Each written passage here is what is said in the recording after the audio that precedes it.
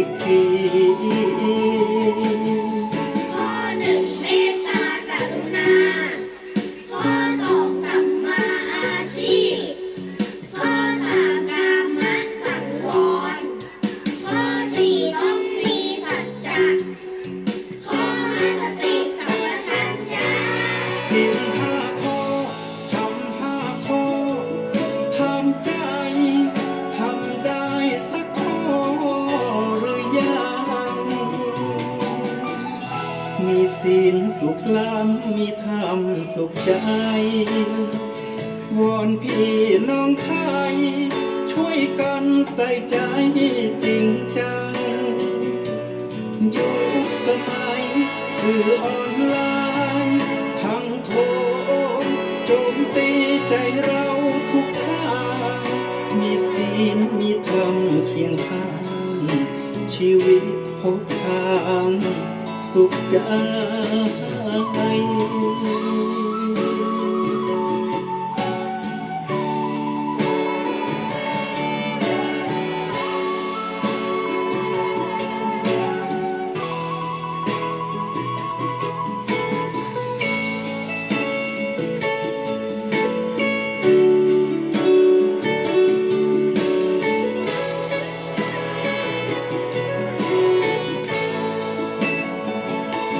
เบญจศีลว่ายังไงไหนลองท่องมาข้อหนึ่งห้ามฆ่าสัตว์ข้อสองห้ามลักทรัพย์ข้อสามห้ามประพฤติผิดในการข้อสี่ห้ามพูดเท็จข้อห้าห้ามดื่มสุราแล้วเบญจะทำทั้งห้า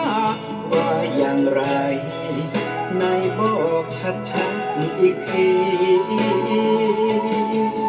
ข้อหนึ่งเมตตากรุณา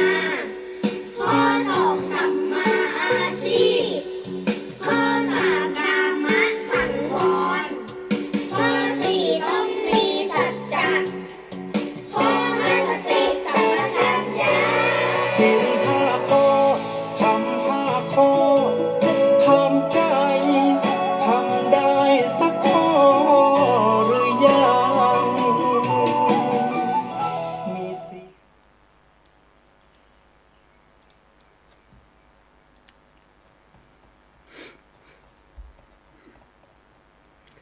รุ่งอรุณเบิกฟ้าทั่วล่าแจ่มแสงธรรมแย้มเยือนถิ่นแผ่นดินเหนือชาวลำปางตื่นรับบุญจุนเจือธรรมะเอื้อเฟื้อเผื่อแผ่แก่กมลหมุนคลื่นมา97เมกะเฮิรตซ์สิ่งประเสริฐเกิดข้ามหาผลธรรมะยามเช้าขัดเกลาจิตใจคนสุขล้นพ้นทุกวันเสาร์จิตบรรเทาเมื่อแสงทองส่องนภาฟ้าสว่างหมอกจางๆพรมพลิ้วทั่วทิวเขาปลุกชีวาตื่นจากหลับระงับเบาคลายความเหงาด้วยธรรมะพระชินวรที่สวทลำปางทางอากาศธรรมศาสตร์ส่องใจให้คำสอนพระครูสิริธรรมบัณฑิตเอื้ออาทรมอบพรหมพรด้วยธรรมะชนะมารขอถวายความนอบน้อมต่อองค์พระรัตนตรัยอันมีพระพุทธเจ้าพระธรรมเจ้าและพระสังฆเจ้า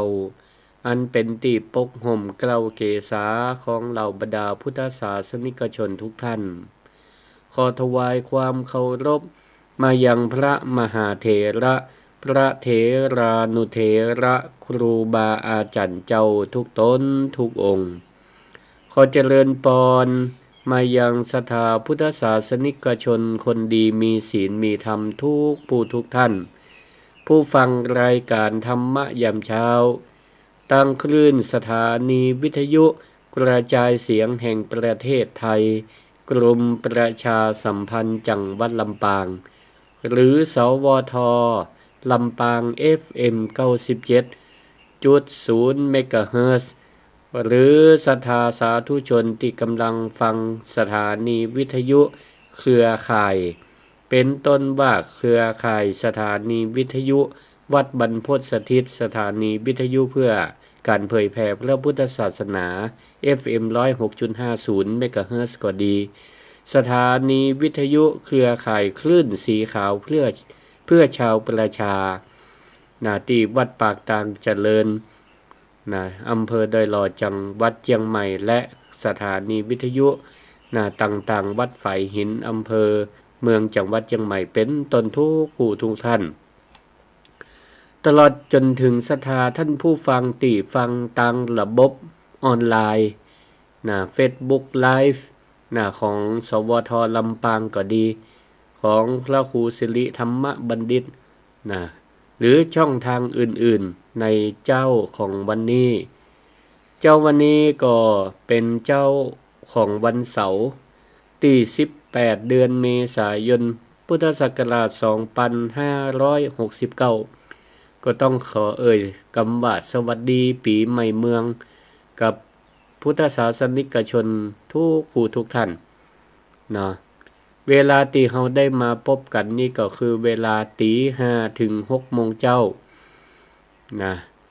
ตื่นขึ้นมาก็ปะด้วยความสดชื่นปะด้วยอากาศที่กำลังเย็นสบายอยู่แต่ถ้าขวายมานี่ก็มาแน่เหมือนกันช่วงนี้ก็อากาศก็เมื่อวันนี้ก็เริ่มร้อนอากาศร้อนละเพราะมันอยู่ในช่วงฤดูร้อนจะใดก็ศรัทธาญาติโยมทั้งหลายก็ระมัดระวังรักษาสุขภาพกันตัวก็เหมือนกับที่ได้จ่าไปเมื่อสัปดาห์ผ่านๆมาเกี่ยวกับเราต้องสร้างสิริหรือราศีให้เกิดกับเนื้อกับตัวตื่นเจ้ามาเอาน้ำล้างหน้าสวยหน้าสีก็อยู่ตีหน้าตาให้ผ่องใสเบิกบานใจแม่ตอนก็เอาน้ำลูบอกหรืออกส่วนอกเนี่ยมันใกล้หัวใจก็แปลงใจให้มันเบิกบานอากาศภายนอกจะร้อนจะได้เฮาก็ภายในใจจะไปให้มันคิ้วมันโคตรแล้วกันแม่ค่ำเมื่อคืนก่อนรับก่อนนอนก็เปิ้นฮื้อช่วยเท้าล้างเท้าก่อนเข้ารับเข้านอนก็หมายถึงว่าฮื้อปล่อยวางอารมณ์ขุ่นข้องหมองใจตลอดทั้งวันบางเทื่อมันติดอารมณ์ขุ่นข้องหมองใจจะไปฮื้อมันเป็นสนิมในใจฮื้อมันช่วยล้างปล่อยวางบ่ฮื้อมันติดอกติดใจก่อนรับก่อนนอนเฮาก็จะได้สบายอกสบายใจก็วันนี้พระครูสิริธรรมบัณฑิตได้มาทำหน้าที่พระครูสิริธรรมบัณฑิตเจ้าอาวาสวัดมิ่งเมืองมูลตำบลพี่ชัยอำเภอเมืองจังหวัดลำปางวันนี้มาทำหน้าที่นั่งนั่งจ่าหน้าไมค์ออกรายการธรรมะยามเช้าเป็นเปื่อนศรัทธาญาติโยมที่ลูกเจ้าก็ลูกเจ้ามาบางพ่องก็ตั้งอกตั้งใจตื่นเจ้ามาก็แนเปิดวิทยุมาฟังรายการธรรมะยามเช้า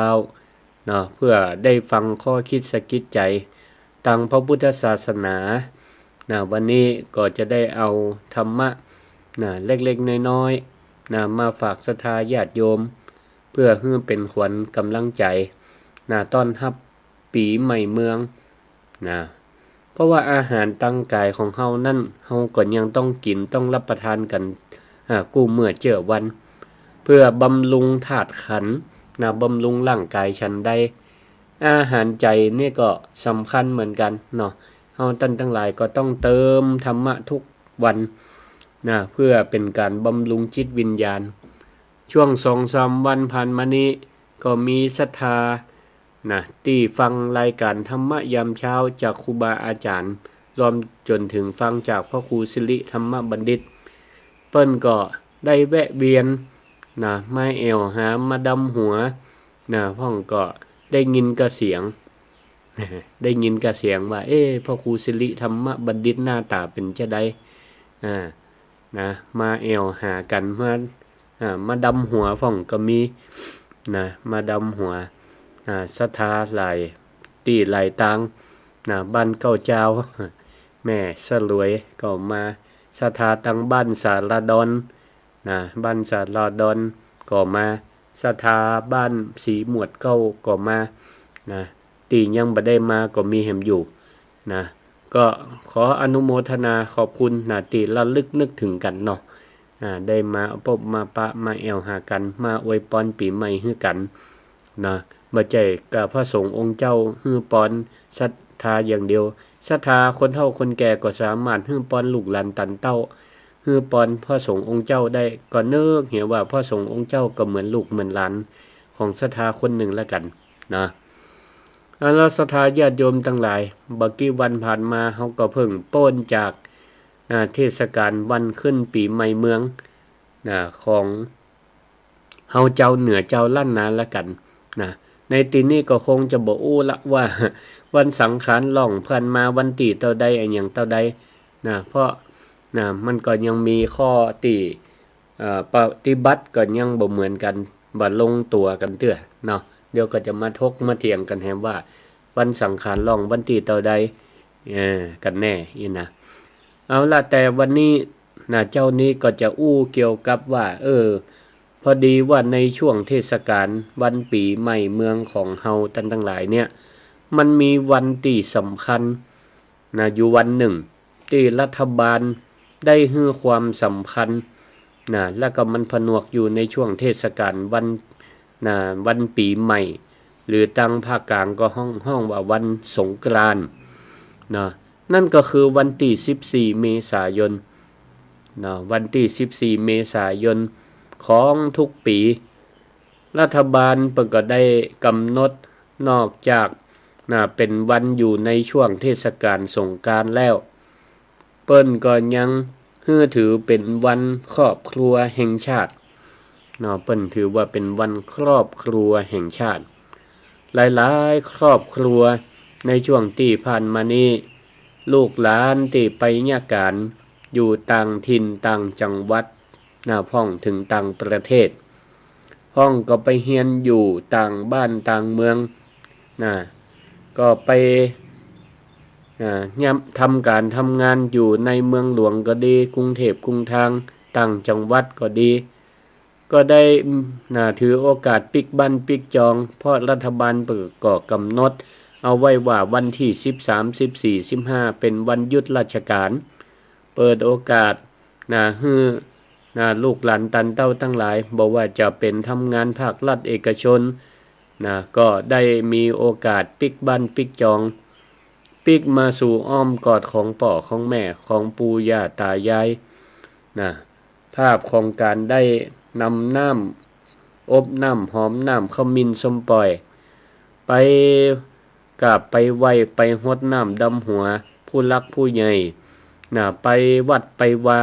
ไปทำตามประเพณีขนบธรรมเนียมประเพณีเปิ้นติได้ทำในช่วงเทศกาลปีใหม่ว่าเปิ้นได้ทำมาอย่างพ่องก็เป็นสิ่งที่ดีพ่อแม่ญาติพี่น้องปู่ย่าตาทวดเพิ่นก็จะได้นำทำลูกหลานตันเต้าว่าเวลาเทศกาลปีใหม่เมืองแต่ละวันทำมาอย่างกันพ่องเนี่ยมันก็จะเป็นวิถีที่เฮาทำต่อกันไปเป็นห่วงโซ่ที่คล้องต่อกันไปร้อยรัดดวงใจของแต่ละคนให้เป็นอันหนึ่งอันเดียวเหมือนกับเฮาแปลงพวงมาลัยเนี่ยเฮาก็ห้อยต่อกันไปอย่างสืบสาย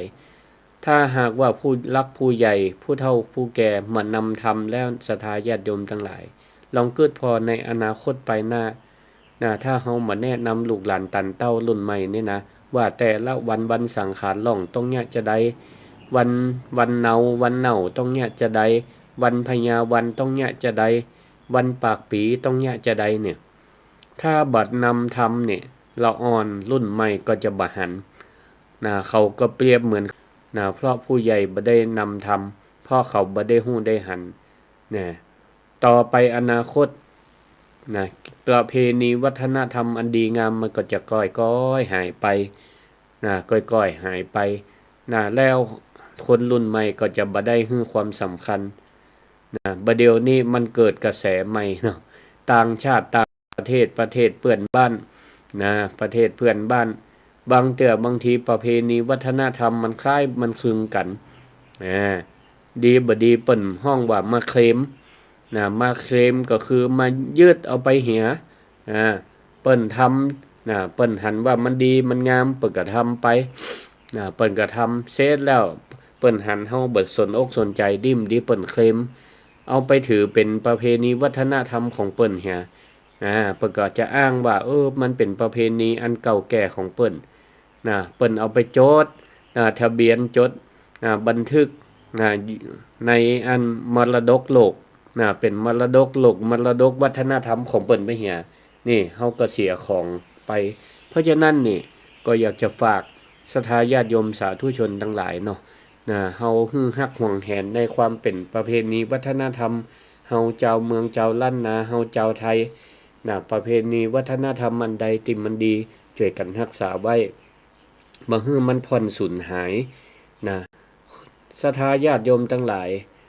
ถึงวันนี้คนต่างชาติต่างภาษานี่เปิ้นปากันเสียสละสตุ้มสตังซื้อตั๋วเครื่องบินเนี่ยมาใจถูกๆมาเจ้าโรงแรมมาเจ้ารถเจ้าราเจ้าทัวร์นี่ปากันไม่แอวเมืองไทยของเฮาทุกภาคทุกจังหวัดเพราะเปิ้นมาเนี่ยหยังเปิ้นบ่ใจต้องการจะมาพอว่าบ้านเฮามีตึกกี่จั่นมีเทคโนโลยีอันหยังพ่องมีรถไฟฟ้าใจกันหรือยังเปิ้นบ่ได้สนใจเรื่องนี้สิ่งที่เปิ้นมาก็คือมาพอประเพณีวัฒนธรรมของเฮาเปิ้นใครมาหันว่าจังหวัดลำปางมีประเพณีวัฒนธรรมอันใดพ่องเชียงใหม่มีอันหยังพ่องลำพูนมีหยังพ่องอย่างนี้เป็นต้นนี่เปิ้นใครมาฮู้มาหันวัฒนธรรมที่เปิ้นบ่มีที่เปิ้นบ่เคยฮู้เคยหันอันนี้ต่างหากนะศรัทธาญาติโยมทั้งหลายเนาะเปิ้นใครมาฮู้มาหันบางคนนี่คนต่างชาติบางคนยอมมาเจ้าโฮมสเตย์เนี่ยโฮมสเตย์ก็คือเหมือนกับละตัวเก่านี่จำลองเป็นคนเมืองจำลองเป็นคนเมืองในพื้นที่มาเจ้าบ้านของเจ้าบ้านเปิ้นมาอยู่นอนแฮมแก้มมื้อมากินข้าวกินข้าวก็กินยังชุมชนของเปิ้นนั่นเลยเปิ้นก็จะแยกกับข้าวกับปลาถิ่นท้องถิ่นของเปิ้นมาสู่มาปั่นนี่หันก็เปิ้นใครมาหันบรรยากาศจะอันหรอกเพราะฉะนั้นเฮาในฐานะเป็นเจ้าของก็ต้องรักษาเอาไว้ของดีอยู่ที่บ้านเฮาเนี่ยเฮาก็ต้องช่วยรักษาเอาไว้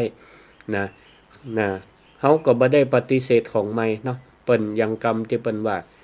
ของเก่าก็บ่ละเนาะของใหม่ก็มีไว้ของเก่าก็บ่ละเฮาก็อยากจะหันภาพที่บรรยากาศเก่าๆเวลาลูกหลานปิกบ้านปิกจองในช่วงเทศกาลปีใหม่เนี่ยก็ใครหันภาพบรรยากาศการล้อมวงกินข้าวกันมากินแกงฮังเลน้ำพริกหนุ่มกะกินกับข้าวเมืองกะอย่างนี้เป็นต้นหรือบางทีมันก็อาจจะมีการปรับเปลี่ยนไปตามสถานการณ์ว่าเดียวนี้การล้อมวงนี่กินข้าวนี่มันจะนึกภาพค่ะคนรุ่นใหม่นี่ล้อมวงกินข้าวนี่ก็กินอย่างกันกินพวกซุกี้กะอันยังพ่องอาหารญี่ปุ่นอาหารจีนพ่องก็ว่ากันไปแต่ก็ขอให้มันเป็นบรรยากาศแห่งการล้อมวงหันหน้าเข้าหากันได้ได้จากันได้กินข้าวด้วยกันมันเป็นบรรยากาศภาพที่งดงามถึงแม้ว่าวงอาหารเมนูอาหารมันจะเป็นอะไรยังก็ตามแต่ก็ขอให้ได้ล้อมวงกันจาปาม่วนให้มีสติบางพ่องก็อาจจะมีการเปิ่งปลา เปิ่งปลาแอลกอฮอล์อย่างพ่องก็ขอให้มันอยู่ในความพอเหมาะพอสมสิ่งสำคัญที่สุดจะไปละสติจะไปละสติเพราะเมื่อละสติมาใดเนี่ยมันก็ไปทำลายศีล5เนาะสำคัญที่สุด นะทำลายข้อที่สี่นะข้อที่ห้าเมื่อมันทำลายสตินะแล้วมันก็จะไปมันก็จะไปทำลายวาจา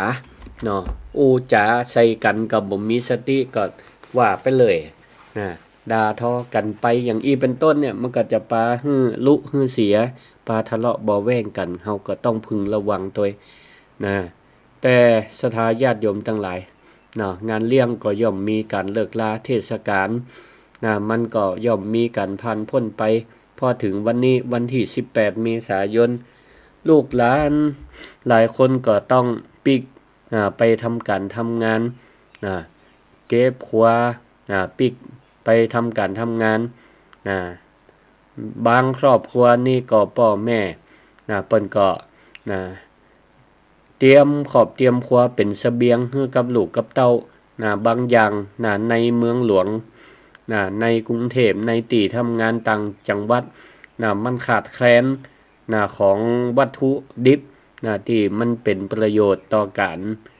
ดำเนินชีวิตของลูกของเต้าปกติห่อไปตัวก็มีบางเถื่อเข้าสารบ้านมีเปลอะบ่ต้องไปซื้อลูกเอาไปถ้าบ่อายนะสมัยก่อนนี่เปิ้นภาพบรรยากาศเอาครัวใส่ซ่าใส่ก๋วยใส่ถุงใส่หยังขึ้นรถไฟขึ้นรถทัวร์หยังไปบ่เดียวซ้ำสะดวกกันเอารถส่วนตัวมาดูต่างคนกะเอาไปเตอะพ่อแม่ประกอบห่วงใยลูกหลานตันเต้ากว่าอันใดประหยัดบ่ต้องไปซื้อหรือมันซื้อมันแพงกว่าเอาจากบ้านไปเนี่ยก็ถือว่าเป็นการตุนเสบียงเฮาตั้งหลายลูกหลานก็มาเอาเสบียงปิกไปทำการทำงานยังมีความสุขตั้งอกตั้งใจทำการทำงานต่อไปส่วนพ่อแม่ก็จะเป็นเบื้องหลังเป็นเบื้องหลังเป็นกำลังใจให้ลูกให้เต้าเฝ้าอยู่ที่บ้านเหมือนเดิมบางเทื่อเพิ่นก็อาจจะง่อมพ่องง่อมพ่องความง่อมก็ปิกมาแต่บ่เดียวมาง่อมกันละมีวิทยุเหียเครื่องหนึ่งศรัทธาญาติโยมเพิ่นก็ว่าบ่เดียวนี่มีวิทยุเหียเครื่องหนึ่งเปิดหมุนฟังไผเปิงใจใครฟังอันใดสาระข่าวสารก็มีฟังเรื่องสุขภาพก็มีฟังธรรมะหลายๆรูปแบบก็มีตึงทำเมืองทำบรรยายก็มีอย่างที่รายการธรรมะยามเช้าแต่ละวันครูบาอาจารย์เพิ่นก็มามาเล่ามาจ่าให้ฟังพระครูสิริธรรมบัณฑิตก็มาออกวันเสาร์ให้ฟังเจ๊ฟ้องก็ว่าหายง่อมหายเงาได้ฟังตู้เจ้าก็เหมือนกับได้อยู่ใกล้ลูกหลานตันเต้านี่ก็มีวันนั้นก็มียายเปิ้นอยู่กาดเก้าเจ้าเปิ้นก็ให้ฟังว่านี่เดี๋ยวแหมบักกี้วันลูกสาวหลานสาวก็จะได้ไปทำการทำงานอยู่ต่างประเทศอยู่ญี่ปุ่นก็ง่อมละไทยจะบ่ได้มาแอวหาท่านพระครูเหมือนไทยจะได้มาเตือเพราะขาดสารถีคนสำคัญจะไปไหนต้องอาศัยหลานสาวไปส่งแต่บ่ต้องห่วงศรัทธาญาติโยมทั้งหลายเดี๋ยวตึงจะมีเดี๋ยวตึงจะมีคนอาสาไม่ต้องห่วงลูกหลานตันเต้ามีนักมีหลายถ้าเขาตั้งใจใครไปทำบุญสุนทานไปแอวตั้งใดเดี๋ยวเขาตึงจะเอาไปบ่ต้องกังวลใจเขาตึงใครอุปถัมภ์พระในบ้านอยู่แล้ววันนี้ก็เลยจะนำเรื่องราวของครอบครัวมามาจ๋าให้ศรัทธาญาติโยมท่านทั้งหลายได้ฟังหัวข้อวันนี้ก็จะเกี่ยวกับสารสายใยรักถักทอสายธรรมนำครอบครัวร่มเย็นเพื่อให้เป็นเครื่องเตือนใจให้เฮาท่านทั้งหลายแม้ว่าเฮาจะเข้าสู่โหมดปกติทุกคนแยกย้ายไปทำการทำงานแม่ตัวห่างไกลแต่ใจของทุกคนลูกหลานตันเต้าพ่อแม่ต้องบ่ห่างกันเพื่อให้เกิดความฮักในครอบครัวบ่ใช่แค่ความผูกพันตังสายเลือดอย่างเดียวแต่เป็นความผูกพันตังธรรมะเป็นก้าวใจเป็นเครื่องยึดเหนี่ยวที่แน่นแฟ้นที่ยิ่งกว่าสิ่งใด คนบ่ใจลูกใจหลานบ่ใจญาติใจเจื้อก็สามารถเป็นเป็นญาติตั้งธรรมกันได้เป็นญาติธรรมกันได้มีความฮักความผูกพันความดีความงามต่อกันได้มันก็ตรงกับมงคลสูตรตรงกับมงคลสูตร38ข้ออยู่ข้อหนึ่งว่ามาตาปิตุอุปทานังปุตตะทาละสังฆโหอนาคุลาจะกัมมันตาก็ได้เอตัมมังคลมุตตมัง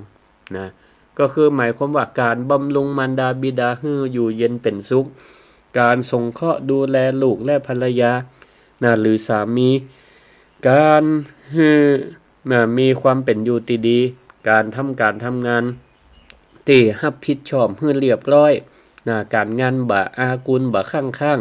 บ่ขี้เกียจขี้ข้านสิ่งเหล่านี้แหละเปิ้นว่าเป็นมงคลอันสูงสุดของชีวิตของเฮาศรัทธาญาติโยมท่านสาธุชนทั้งหลายพระพุทธเจ้าของเฮานั้นเปิ้นบ่ได้เป็นเพียงแค่พระพุทธเจ้าหรือเป็นศาสดาผู้ชี้ทางหลุดพ้นจากวัฏสงสารของเจ้าโลกเต้าอันแต่พระองค์ก็ยังเป็นยอดนักบริหารเป็นนักจิตวิทยาที่เข้าใจมนุษย์โลกทุกชนชั้นยังเข้าใจยังท่องแท้พระองค์บ่ได้แค่สอนให้คนนั้นมุ่งแต่จะปีกวิเวกเข้าป่ารับตาภาวนาหนีโลกอย่างเดียวแต่พระองค์ก็สอนในเรื่องของคฤหัสถธรรมกลุ่มของคฤหัสถ์ญาติโยมติยัง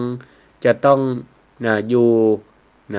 ตามวิถีของปุถุชนของมนุษย์ต้องอยู่ต้องกินต้องใจต้องทำมาหาเลี้ยงชีพ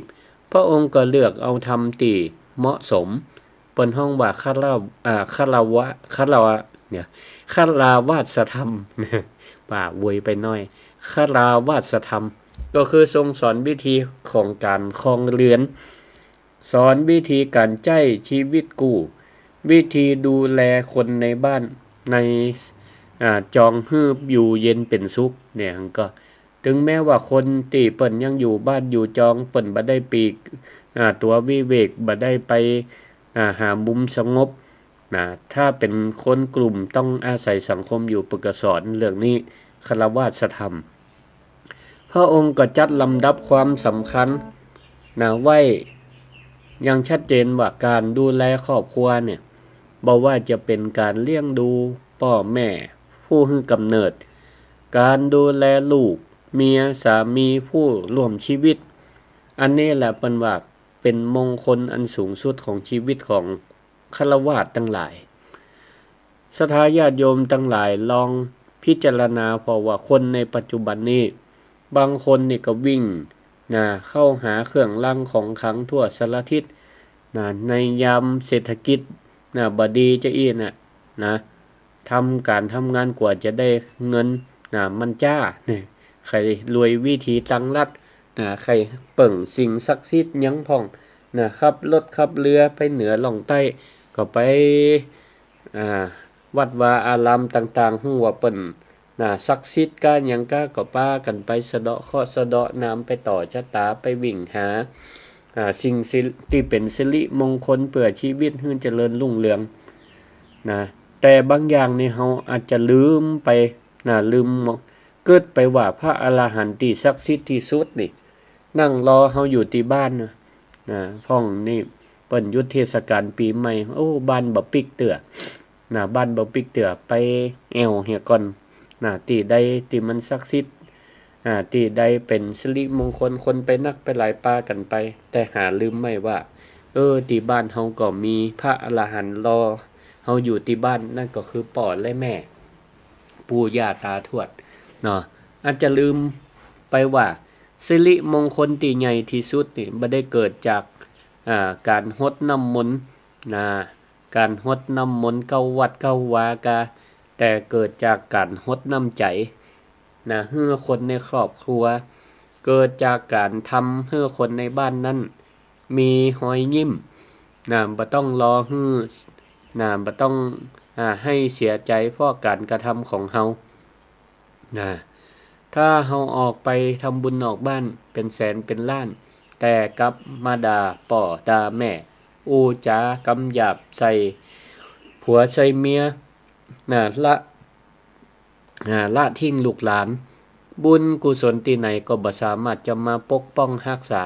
เทวดาตนใดก็บ่สามารถจะมาคุ้มครองเฮาได้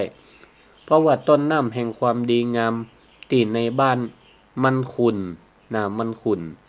อันนี้แหละศรัทธาญาติโยมทั้งหลายจุดเริ่มต้นของคำว่ามงคลชีวิตมันเริ่มจากขไดบ้านของเฮานี่แหละนะมงคลชีวิตศรัทธาญาติโยมทั้งหลายเนอะมงคลชีวิตเริ่มจากขไดบ้านของเฮานี่นะก้าวแรกก็ลองพิจารณาถึงความสำคัญกันน้อยหนึ่งเกี่ยวกับว่าจะได้เนี่ยเปิ้นถึงรัฐบาลกำหนดว่าวันที่14เมษายนเนี่ยเป็นวันครอบครัวก็เพราะว่ามงคลชีวิตมันเริ่มจากขไดบ้านเริ่มจากครอบครัวเฮาเนี่ยเปิ้นถึงกำหนดวันครอบครัว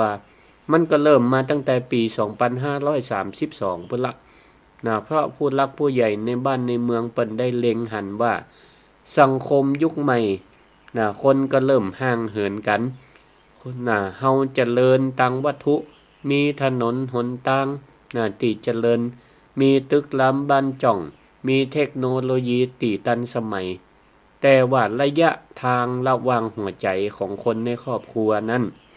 กับห่างไกลกันไปติกๆลูกตื่นเจ้าก็ฝั่งไปโรงเรียนพ่อแม่ก็รีบฝั่งไปทำงานปีกมาก็ปอดึกปอเดิน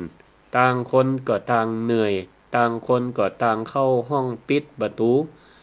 ทุกคนมุ่งแต่ทำมาหากินทำมาหาเงินกันจนลืมหาเวลาให้กันและกันเปิ้นก็เลยต้องใจวันปีใหม่เมืองวันสงกรานต์ของไทยเฮาเนี่ยก็เลยหยุดกันสัก3วันเนี่ยเป็นอย่างน้อยเพื่อเป็นตัวเชื่อมประสานเป็นสะพานดึงใจคนในครอบครัวกลับมาอยู่รวมกันนี่ศรัทธาญาติโยมทั้งหลายก็ลองนึกภาพเอาว่าถ้าเฮาเปรียบครอบครัวเป็นการสร้างบ้านหลังหนึ่งเนี่ยศรัทธาลองว่าสร้างบ้านเนี่ยต้องใช้อันหยังพ้องมันก็ต้องใช้อิฐหินดินทรายที่ใช้ก่อสร้างตัวบ้านขึ้นมาอันนี้ก็เปรียบเหมือนความฮักและความผูกพันของคน2คนที่ตกลงปลงใจใช้ชีวิตร่วมกันมาเป็นสามีภรรยากันนั่นก็เหมือนกับกับสามีภรรยาก็ได้ลงเอยร่วมสร้างบ้านแต่งเฮือนด้วยกันเปรียบเหมือนกันสร้างบ้านแต่งเฮือนด้วยกันก็ต้องก่อด้วยอิฐด้วยปูนด้วยหินด้วยทรายอันนี้ก็เป็นการเปรียบแต่มันจะก่อด้วยอิฐปูนหินดินทรายอย่างเดียวมันก็บ่แข็งแรงเฮาสังเกตเพราะบ้านหลังใดที่เวลาลมหลวงมานี่มันถล่มพังง่ายแสดงว่ามันบ่มีเสาเข็มมันก็ถล่มได้ง่ายเสาเข็มที่ตอกลึกลงไปในดินเพื่อรับน้ำหนักของบ้านตึงหลังอันนี้ก็เปรียบเหมือนกับความซื่อสัตย์และความไว้วางใจเสาเข็มที่นี่ก็เปรียบเหมือนกับครอบครัวใดที่ใจความซื่อสัตย์และความไว้วางใจเป็นเสาเข็มบ้านฐานชีวิตเป็นหลักฐานที่สำคัญที่สุดที่จะสามารถยึดมั่นครอบครัวนั่นให้มั่นคงแข็งแรงอยู่กันเท่าตายกันได้ถ้าเฮาขาดความซื่อสัตย์เมื่อใดบ้านก็สุดเหมือนนั่นทีนี้เฮามีเสาเข็มมีกำแพงแล้วถ้าบ่มีหลังคาแดดก็ร้อนแดดออกก็ร้อนฝนตกก็เปียกหลังคาที่คอยคุ้มแดดคุ้มฝนนี่เปิ้นฮ้องว่าเมตตาก็คือหลักธรรมก็คือเมตตาการให้อภัยซึ่งกันและกันมีเสาเข็มคือความซื่อสัตย์ความไว้วางใจอยู่ตั้งลุ่มมีความเมตตาความให้อภัยเป็นหลังคาปกห่มคุมคนในบ้านความเข้าใจซึ่งกันและกันถ้าบ้านหลังไหนสร้างด้วยวัสดุดีก็หมายถึงว่ามีธรรมะเหล่านี้ต่อให้เป็นแค่เ เป็นตูบน้อยๆนะเป็นกระต๊อบน้อยๆนะไม้ไผ่บ่ได้มุงสังกะสีเก่าๆแต่ถ้าเฮาเข้าไปในบ้านแล้วทุกคนมีรอยยิ้มคือกันมีการทำไทยนะสารทุกข์สุขดิบป่อแม่ถามลูกถามป่อถามแม่ป่อแม่ย่าการเข้าบ้านมาลูกก็เตรียมน้ำเย็นๆนะไว้รอฮื้อเพียวบ้านเพียวจองไว้รอนะสามีทำงานนอกบ้านปิกมาเมียทำกับข้าวกับป่าไว้รอนะเพียวบ้านเพียวจองไว้รออย่างนี้เป็นต้นบ้านหลังนั้นเนี่ยถึงแม้ว่าเป็นบ้านหลังน้อยแต่ก็มีความอบอุ่นล่มเย็นเป็นสุขดีเนาะเปรียบเหมือนกับวิมานจันทร์ฟ้าตีมีความวิจิตรสวยงามทุกสิ่งทุกอย่างแต่ในต่างกับกันบางครอบครัวนี่มีบ้านหลังใหญ่บ่ได้นะบ้านหลังใหญ่ของเครื่องใจประดับประดานี่ยังดีสร้างด้วยหินอ่อนการาคาหลายล้านเป็นร้อยล้านก็ดีมีเครื่องเฟอร์นิเจอร์มีรถมีลาจอดเรียงรายหลายกันแต่ในบ้านบ่มีความเข้าใจซึ่งกันและกันบ่มีธรรมะเป็นเครื่องยึดเหนี่ยวจิตใจกันป่อไปต่างแม่ไปต่างลูกก็ไปแหมต่างปีกมาปะกันก็มีแต่กำจุ่มกำด่าใส่กันประชดประชันใส่กันบ้านหลังใหญ่ราคาแปลงก็บ่มีความหมายก็เป็นแค่สิ่งปลูกสร้างตีมันมีความหนาวบ่ม่วนอกบ่ม่วนใจอยู่แล้วบ่สบายใจเข้าไปอยู่มีแต่ความทุกข์ใจเปลี่ยวใจอย่างนี้มันก็บ่ม่วนศรัทธาญาติโยมทั้งหลายทีนี้อาตมาก็จะได้ยกตัวอย่างว่าในบ้านของเฮาเนี่ยทุกบ้านมักจะมีแขกที่บ่ได้รับเชิญเนี่ยมาแอวบ้าน2คนเป็นการเปรียบเทียบเนาะมาเคาะประตูบ้านเฮาอยู่เสมอคนแรกนี่ที่มาแวะแอวเนี่ยจะชื่อว่านายอารมณ์ฮ้อนนายอารมณ์ฮ้อนคนนี้เนี่ยมาได้ก็หน้าแดงเสียงดังหุ่นหันพันแล่นคนที่2เป็นแม่หญิงชื่อว่านางทิธิมานะหรือความดื้อรั้นมายอมก้านไผไผอันยังก็เทียงคอเป็นเอ็นถ้านายอารมณ์ฮ้อนแอบเข้าสิงป่อเข้าสิงประจายแล้วนางทิธิมานะแอบเข้าสิงแม่หญิงเข้าสิงแม่เมื่อใดล่ะศรัทธาญาติโยมทั้งหลายก็ลองนึกภาพพอเตอะบ้านหลังนั้นเวลานั้นนี่ก็ยังไฟกับน้ำมันมาปะกันเหมือนกันมันก็จะพิษจะเถียงกันเนาะต่างคนมายอมกันระหว่างนายอารมณ์ฮ้อนกับนางทิธิมานะนี่นะบางทีนี่ลูกหลานจนบ่สั่นบ่กลัวบ่สะดุ้งไปตัววิธีแก้เนี่ยจะใดเฮาก็ต้องหาภาษาใหม่เพิ่นว่าหาบอดี้การ์ดหาคนคุ้มกันเอาไว้ต้องเชิญเทวดานางฟ้ามาประจำบ้านไว้2องค์องค์แรกชื่อว่าเทวดาขันติเทวดาขันติก็คือ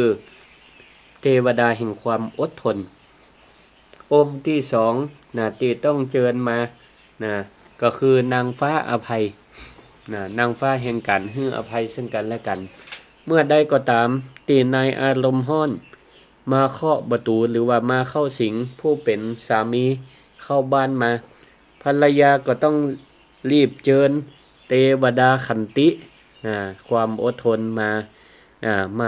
าเข้ามาประทับสิงมาหับหน้าไว้ยิ้มหับไว้เอาน้ำเย็นใส่แก้วมาสู่มาปั่นเอาของลำของเย็นเอากับข้าวกับป่ามาสู่อย่างนี้ยิ้มใส่กันเอาไว้ยิ้มไว้ก่อนมันเท่าไปปากเตี่ยบ่ต้องไปโต้ไปตอบเตี่ยกำเจิญเข้าบ้านก่อนเหมือนกับศรัทธาญาติโยมทั้งหลายเป็นพ่อค้าแม่ขายนี่กันเนาะหันสามีภรรยาแปลงหน้าบึ้งหน้าตึงเข้าบ้านมานี่เพื่อสวมวิญญาณเป็นนักขายที่ดีเชื้อเชิญลูกค้าเข้าบ้านต้องสมมุติจะ เจิญลูกค้าเข้าบ้านเปิ้นจะแปลงหน้าแปลงตาจะได้บ่สนนึกว่าเปิ้นเป็นลูกค้าเจิญก่อนอู้กำม่วนก่อนเอาหยังมาสู่มาปั่นก่อนมาใจมาเจิญพิษคนไป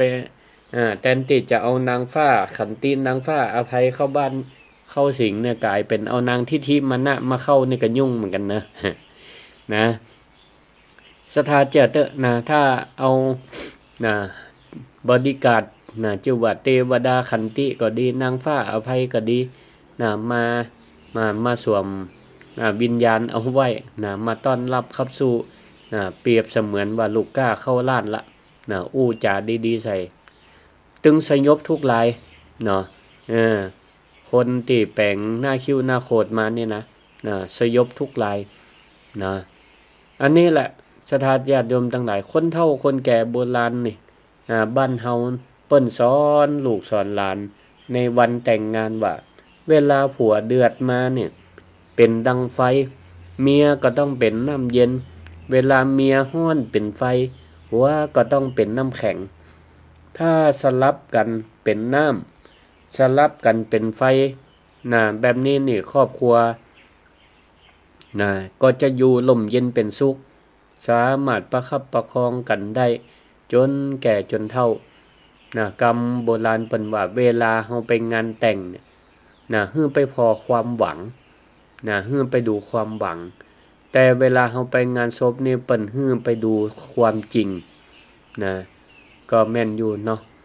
งานแต่งนี่เปิ้นทุกคนก็ตั้งเอาความปรารถนาดีมีความหวังดีฮื้อกู่บ่าวกู่สาวเปิ้นอยู่ดีมีความสุขอยู่ดีมีความสุขปรารถนาฮื้อเขาอยู่กันเต้าแก่เต้าเฒ่าเปิ้นก็จะเจิญปอเฒ่าแม่ม่อนที่เปิ้นมีสามีภรรยาอยู่ดีมีสุขกันดีนี่ปัจจุบันเนี่ยเปิ้นก็เอาไปปั่นปอนให้ลูกให้เต้าให้เจริญรอยตามกันอย่างนี้หรอเปิ้นก็ตึงทำกันอย่างเอี้ยศรัทธาญาติโยมท่านทั้งหลายก็มีเรื่องอยู่ว่าณหมู่บ้านหนึ่งมีครอบครัว2ครอบครัวปลูกบ้านมีหัวติดกันครอบครัวแรกสมมติอยู่ว่าบ้านนายสมบูรณ์แล้วกันบ้านของนายสมบูรณ์นี่มีฐานะดีร่ำรวยมีธุรกิจใหญ่โตมีเงินคำกำแก้วนักแต่แปลกอยู่อย่างหนึ่งว่าคนในบ้านนี่พิษกันตึงวันเสียงดังข้ามกำแพงบ่เว้นวันลูกเถียงป่อด่าลูกสามีภรรยาขึ้นเสียงใส่กันนี่งุดงิดใส่กันอยู่ตลอดเวลาเข้าของบ่เมียแตกหักเป็นรายวันเป็นประจำส่วนแหมครอบครัวที่อยู่ติดกันชื่อว่าบ้านในสมคิดแล้วกันสมมุติทั้งนั้นบ้านนี้ก็มีฐานะพอดีปานกลางมาบ่รวยบ่ตุกหาเจ้ากินค่ำก็บ่ได้ร่ำรวยหยังแต่แปลกศรัทธาญาติโยมทั้งหลายบ้านนี้เงียบสงบดีมีแต่เสียงอู้จากันก่อยๆมีเสียงไข้หัวอารมณ์ดีมีความสุขบ่เคยได้ยินเสียงพิษหัวกันเล็ดหลอดออกมาจากบ้านแม้แต่ครั้งเดียววันหนึ่งนายสมบูรณ์ผู้ร่ำรวยนี่ก็ที่เอากะพิษหัวกันนี่ก็ทนความกังงิดใจบัดได้ก็เลยเกิดข้อสงสัยก็เลยเดินไปเกาะหัวไปพอไปตั้งบ้านนายสมคิดแล้วก็หันนายสมคิดกำลังรดน้ำอยู่ก็เลยไปถามว่าไอ้สมคิดผมขอถามแต่บ้านอ้ายนี่บ่ได้รวยไอ้หยังแต่ว่าแต่จะได้ครอบครัวของอ้ายนี่ถึงพอถึงหน้าตาสีหน้าท่าทางอย่างมามีความสุขแต่ว่าบ่เคยหันพิษหัวกันแล้วเนาะเคล็ดลับนี่คืออันหยังจ้านี่เคล็ดลับคืออันหยังจ้าได้ของดีอันหยังก้ามีของดีอันหยังส่วนบ้านผมนี่โตรวยบ้านรวยแต่ว่าพิษหัวกันทั้งวันมันเป็นจะใด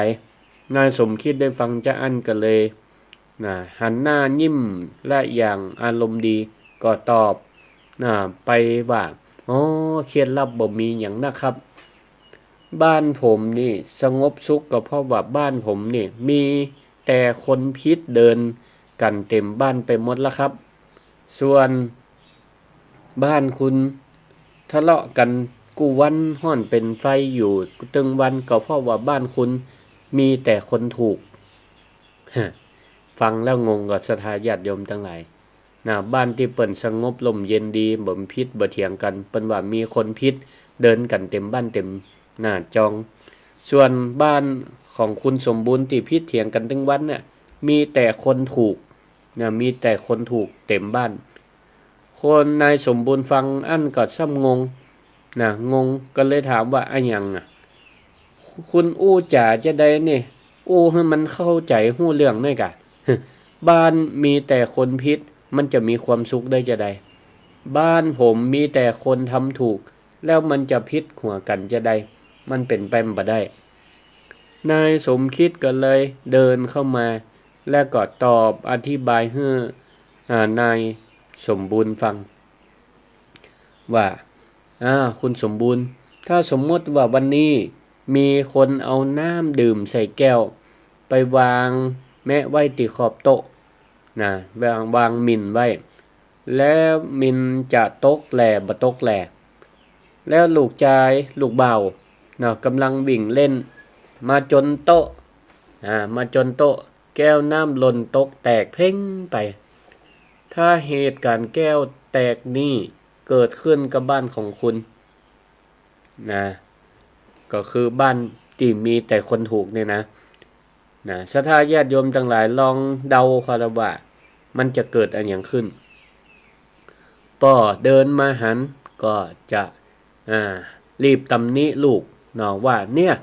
บอกแล้วว่าให้เดินระวังหน่อย ตาบ่พอก็นี่หันก็ป่อก็จะเกิดว่าตัวเก่าถูกล่ะเอาความผิดไปให้ลูกก็มายอม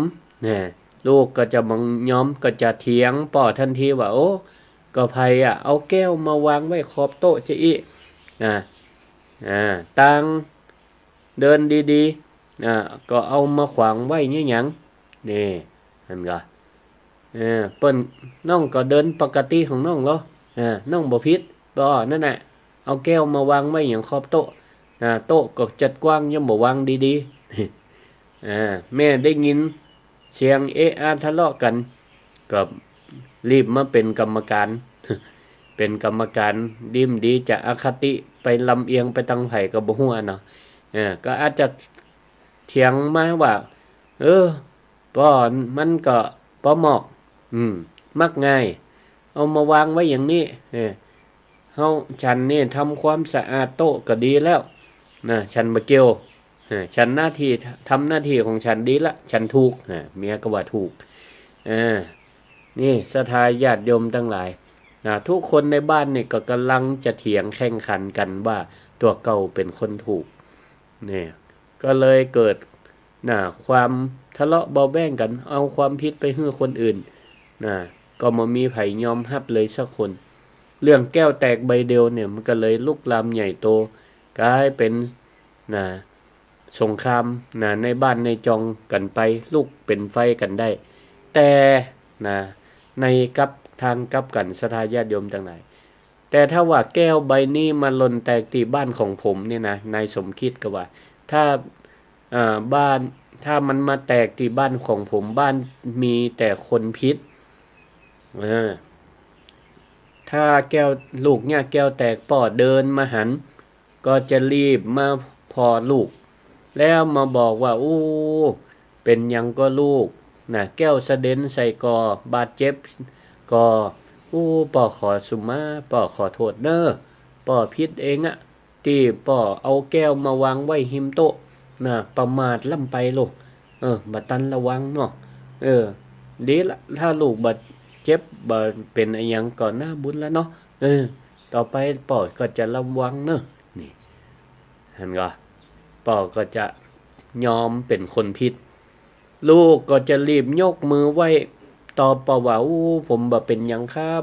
ผมก็ผิดเหมือนกันนะป่อที่ผมเดินบ่ระมัดระวังตังเตียวมีปะเลอะบ่เตียว รือว่าผมเนี่ยมันเหม่อไปหน้อยหนึ่งนะผมเนี่ยมันบ่มีสติเองครับมาตันได้พอแก้วของป่อผมขอโทษครับนี่ฮะก็ลูกก็จะพยายามคิดว่าตัวเก่าเนี่ยเป็นฝ่ายผิดแม่ได้ยินเสียงแก้วแตกก็รีบนะมาก็บ่ได้โตดได้ว่าฮื้อไผก็รีบฟังมาเก็บเศษแก้วนะเอาไม้กวาดเอาติดตะขยะมาเก็บแล้วก็บอกว่าโอ้แม่นี่ก็ผิดที่สุดอ่ะนะหันแล้วล่ะว่าแก้วมันวางหมิ่นอยู่บนโต๊ะแต่แม่เนี่ยก็นะก็บ่ได้มึงแล้วก็มาง่ายนะมายอมมาเก็บสักเตือนะแม่ก็ผิดเหมือนกันนี่มาปอกับลูกถอยไปแม่ก็จะเพี้ยวจะกวาดให้เดี๋ยวเศษแก้วมันจะมาบาดมือบาดขาเอานี่ศรัทธาญาติโยมทั้งหลายนายสมคิดก็เลยบอกนายสมบูรณ์เยี่ยๆว่าถ้าคนในบ้านนี่นะแย่งกันเป็นคนพิษแย่งกันออกมาฮับแตนกันแย่งฮื้ออภัยซึ่งกันและกันนะเรื่องใหญ่แค่ไหนมันก็เป็นเรื่องน้อยแก้วแตกก็เป็นแค่การเก็บกวาดไปเหียเจ็ดน้ำให้มันแห้งเหียก็บ่ต้องมีไผมาดำหน้าดำขำเขียดเนาะบ่ต้องมาโตดใส่กันนะหาคนพิษแล้วก็คิดว่าตัวเก่าเป็นคนถูกอยู่ตลอดใจอีเนี่ยมันก็บ่มีวันจบเนาะมันก็จะกลายเป็นสงครามปากกันไปทะเลาะเบาะแว้งไปเนี่ย